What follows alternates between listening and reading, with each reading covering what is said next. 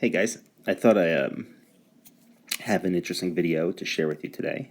So I'm working on the After Realm. This is a really small, there's not much to show you on this page. Sometimes when I put a page together, it's just not worth showing until the inks are done. There's nothing solid on the page to look at. It's stuff like this vague hand, this vague figure. But the reason why I wanted to show you something was to talk about pens and brushes. But I'm just going to talk about one in particular, and that is the uniball. The uniball pen. It's one of my favorite tools, and I guess what I wanted to show you was how you can get variation out of what you think is something with just a dead point. I can get quite a bit of variation out of it. So how about I'll just show you. One way to get variation is when you're using your pen.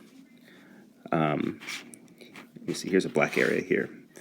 Typically, you're just getting this line variation, right? Because you're putting down your average amount of pressure on the pen.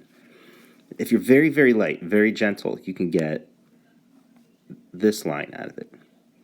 Put that line next to your regular pen pressure. Look how much thicker it is. So thin, light, heavier, even backtrack a little bit.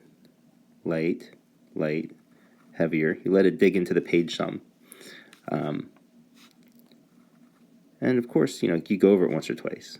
But the lightness, remember, you don't have to press down with all of your pressure. Use the lightness of your touch.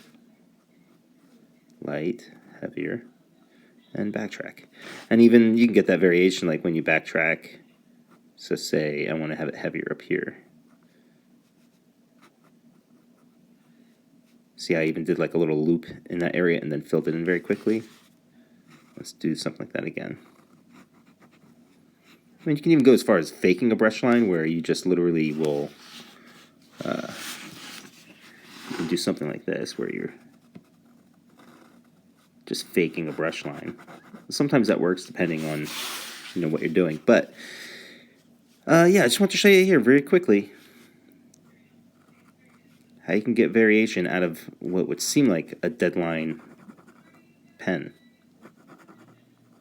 And I do this a lot with the markers that you see when I'm using the emojis and stuff. It's all about tilting the tip, how much pressure you're putting on it.